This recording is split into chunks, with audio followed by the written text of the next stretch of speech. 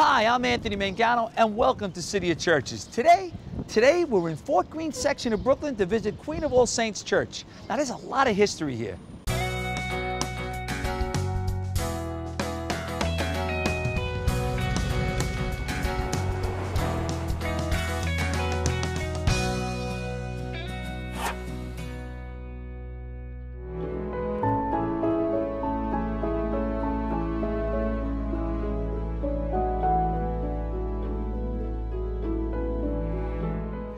Here we are in Fort Greene Park right now, and we're at the site of Fort Putnam.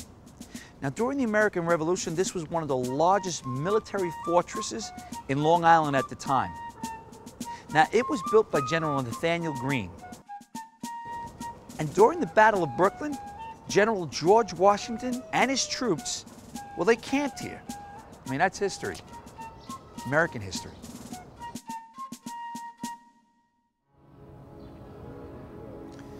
Now, inside this vault are the remains of Revolutionary War soldiers and patriots whose bodies were thrown off British prison ships during the American Revolution. This plaque reads, "In memory of the 11,500 patriotic American sailors and soldiers who endured untold suffering and died on the British prison ships anchored in Wallabout during the Revolutionary War from 1776 to 1782. Their remains lie buried in the crypt at the base of the monument, which is dedicated on November 14, 1908.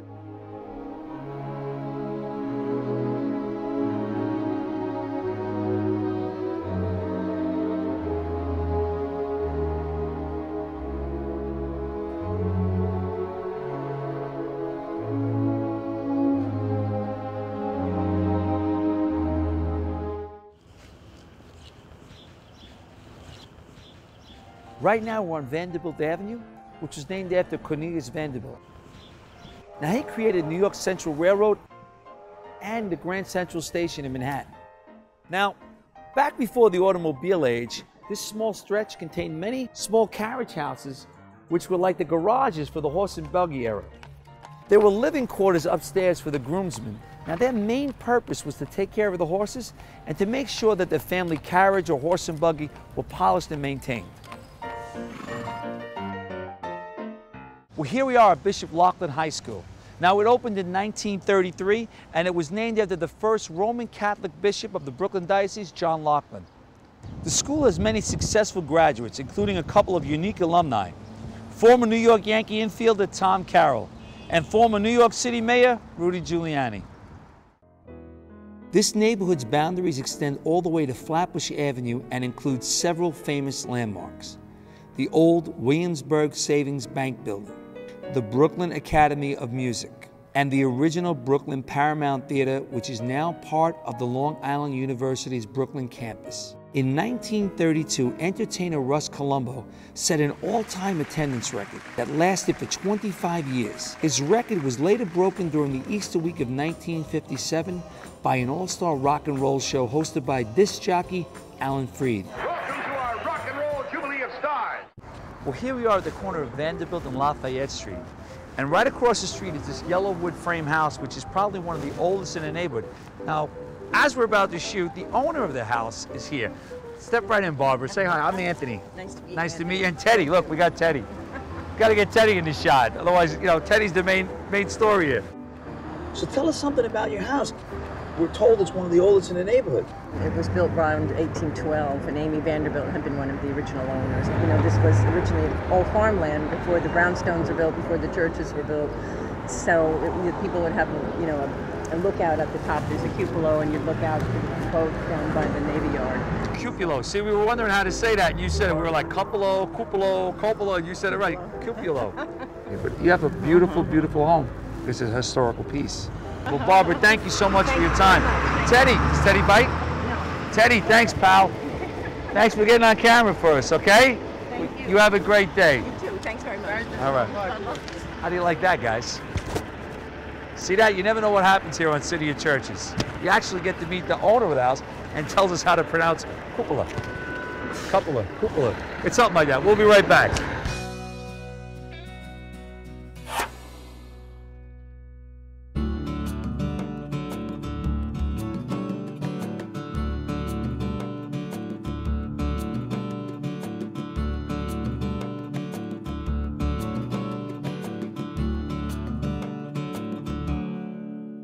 Today we're visiting Queen of All Saints Church right here in Fort Greene section of Brooklyn, and I'm here with Pastor Father Joseph Cirillo. Father, thank you for taking the time. Thank you, Anthony. Welcome to Queen of All Saints. Oh, thank you very much. This is such a beautiful church here. I've only seen a little bit of it, but there's some fascinating things that we're going to talk about. Great. So, first of all, I understand this is like there's so much history here, and the parish originally had a different name. Can you tell us what that name was and why? Originally it was St. John's Chapel, actually. St. John's, the chapel was over on Cumberland Street, and it was the church for the Catholics in this neighborhood. As the Catholic population started to grow, the need for a larger church was created.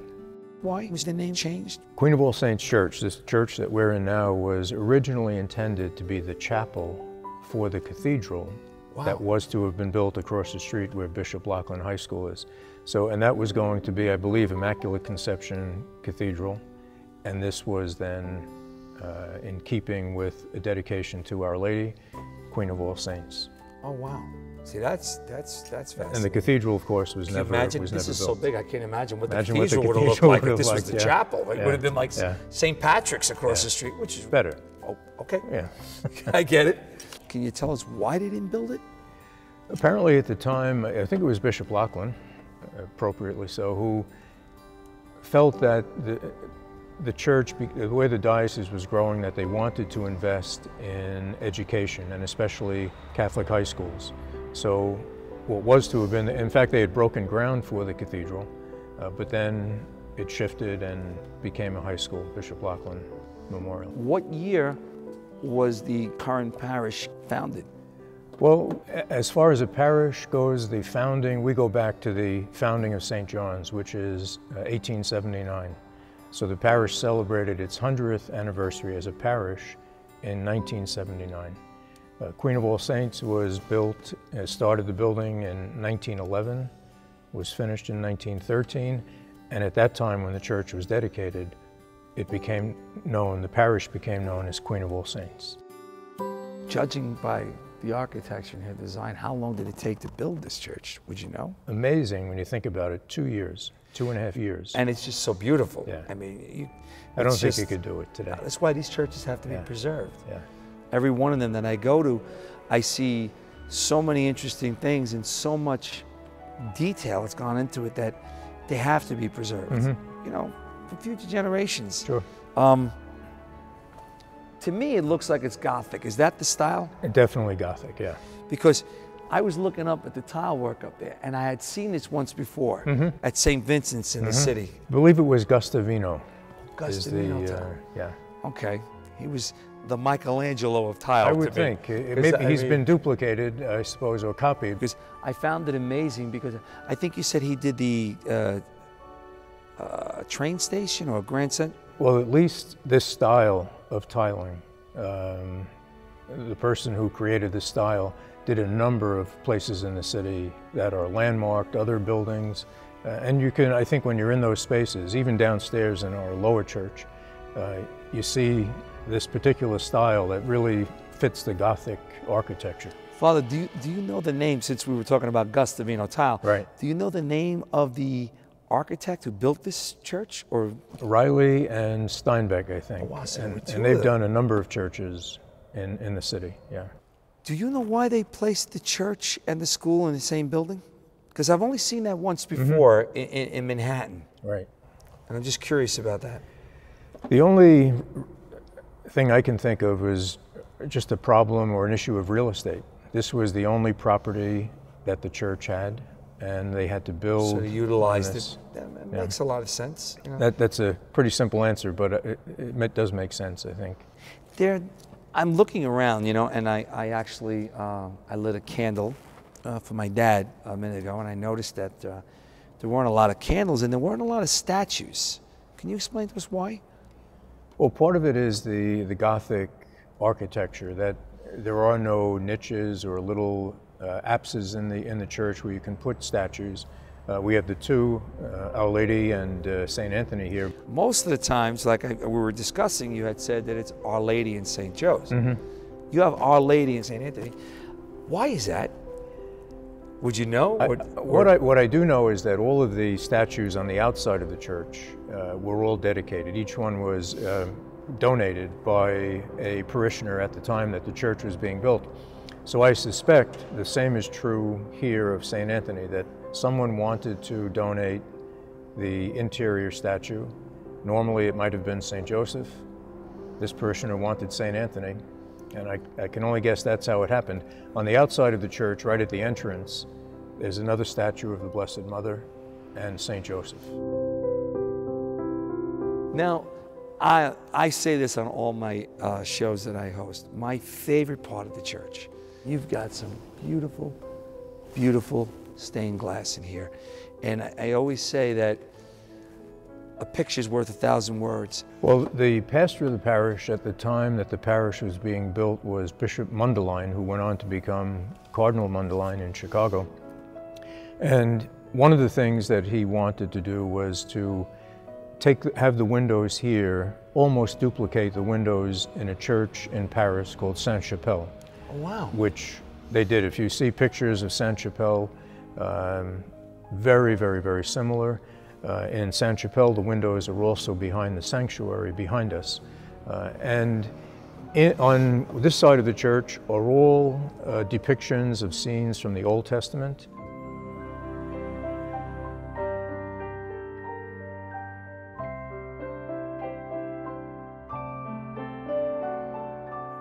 On this side, all depictions of scenes from the New Testament.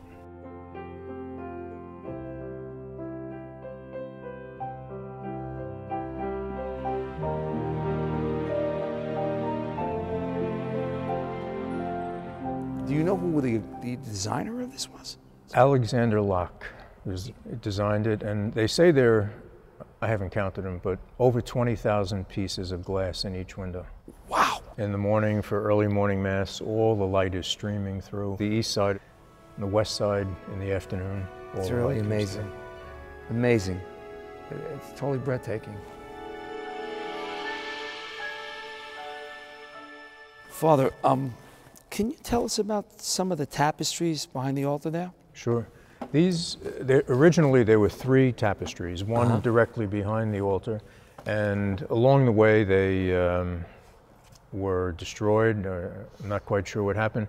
And one of the pastors recently, Father Finari, had, through his own efforts and through the kindness of parishioners, had these 2 duplicated. So the one on the left is the Annunciation, the one on the right is the Coronation of Mary, and the middle tapestry, one of the originals, would have been the Nativity.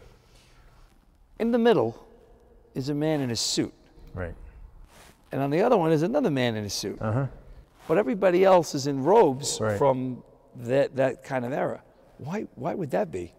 Well, this one on this side, this was actually taken from a picture of me during my senior year of college. So that's you up there? No, it's not me. I can tell you who all the figures are. I don't know how well you can see from here. On the Annunciation tapestry, that is St. Josephine Paquita.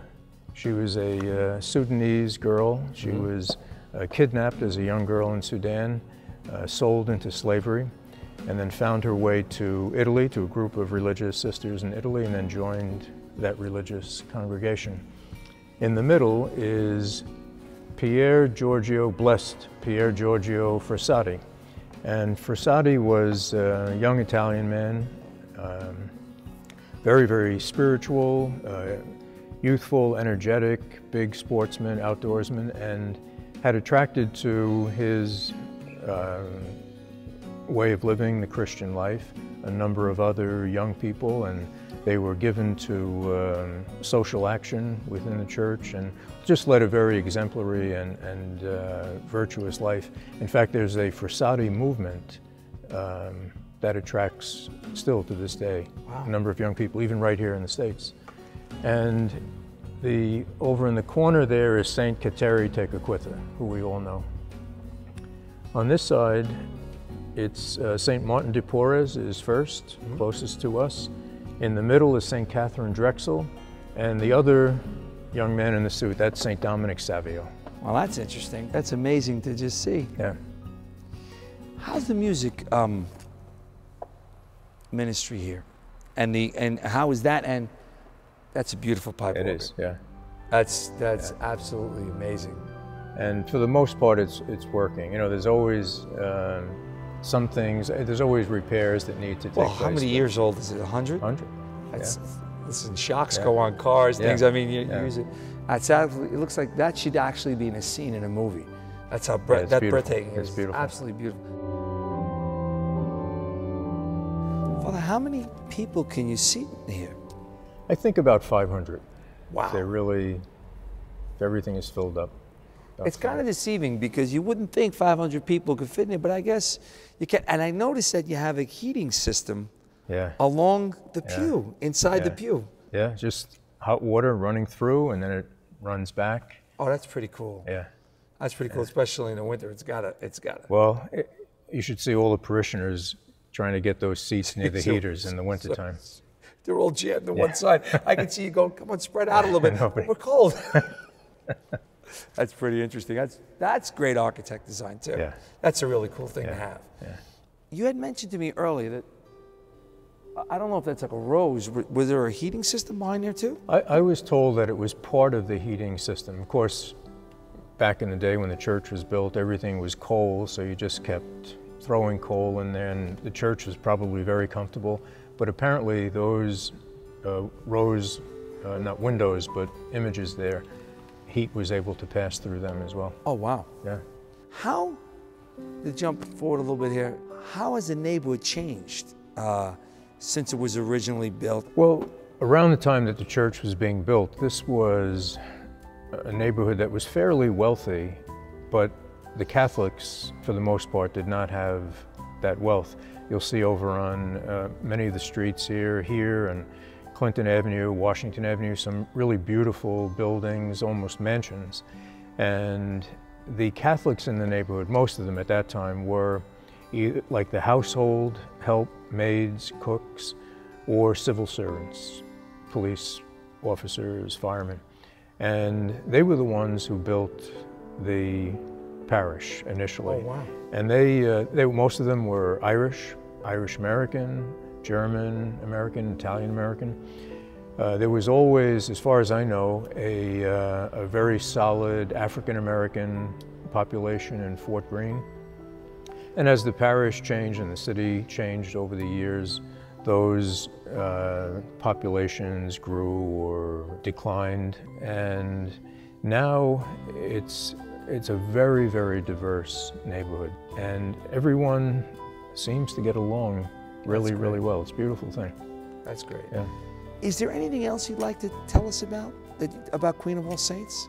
Well, when you brought up the beginnings of the parish, and when I mentioned the Catholics who were here at first, the church wasn't completed all at once. Right behind us, the sanctuary and the rectory behind the sanctuary, those are the last things to be completed, and they weren't quite completed when the church was dedicated in November of 1913. And at the time, would have been probably Bishop Mundelein, still as the pastor. They had to put out a request after people had given so much for the building of the church for more donations. And the request was that they would take anything. Could be material possessions, whatever people had. And a lot of them had, hard workers, had given a lot of their savings to the building of the church. There's a young man, this was told to me by his granddaughter, who's a parishioner now, Dennis Harron, who came from Ireland, and he was the youngest of, I think, 10 children. In those days, when he was coming, because of sea travel, it was unlikely he'd ever go back or that his mother would ever see him again, and she was widowed. And his granddaughter tells the story that's been passed on through the family, that when he was leaving Ireland, his mother gave him a diamond pin that had been given to her by her husband. And she wanted him to keep this as a sign, a remembrance of love, and to take it with him. Well, when he comes to the States, he moves to Clinton Hill and becomes a policeman. like many others at the time, and he gets married at a nearby church, but they live in Clinton Hill. And the call goes out to support now the completion of the church. And Dennis comes forward to the pastor with the only thing that he really had left to give, and that was that diamond pin that had been given to him by his mother. And it's a beautiful story, but it also speaks to the generosity and the love of the people now for Queen of All Saints. And we've been very blessed right from the very beginning.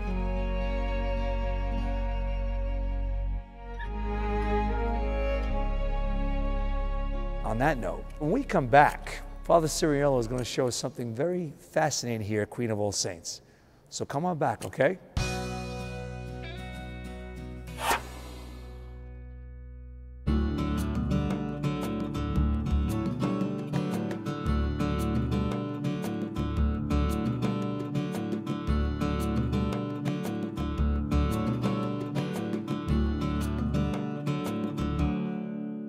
Welcome back to City of Churches, and we're here at Queen of All Saints with Father Ciriello.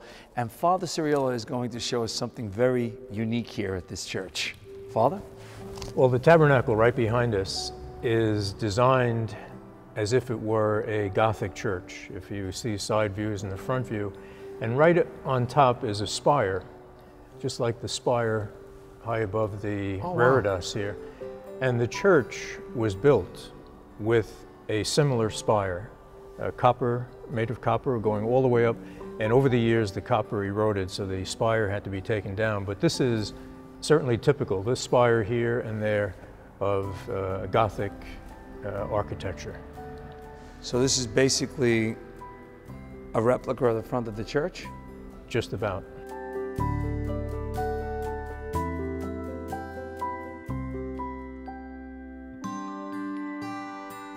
Is there anything else you'd want to tell us about? Well, up here, right in the reredos, these 6 angels, in front of them are the original candlesticks that have been restored, candle stands. And a little bit further down, you can see 2 reliquaries. The one on the left has a piece of clothing of the Blessed Mother and also something from the tomb of St. Joseph. Oh, wow. And this one on the right is a first-class relic of St. Therese of Lisieux, the Little Flower. That's pretty fascinating, don't you think? I mean, that alone. Father, I want to thank you very much for My pleasure. Telling us, our viewers, about Queen of All Saints. It's a pretty fascinating church. I've passed it many times. It is. I want to thank you very much. Hey, do you have a website for this church? We sure do. What is it? QASRCC.org. And that's the website for Queen of All Saints. That's it. Father, I want to thank you again. And that Thank wraps you, it up Anthony. for this episode. It's going to be a great episode. Thanks Trust so me, much there's for a lot being of here. fascinating things. Well, guys, that wraps it up for this episode of City of Churches here at Queen of All Saints. If you have any questions about any other churches, you can follow us on our website at www.netnewyork.tv or Facebook or Twitter, or you can write into us at 1712 10th Avenue, Brooklyn, New York, 11215. Until next time, I thank you so much for tuning in and watching our episodes. We'll see you soon, and God bless you. Father, I tell you, it's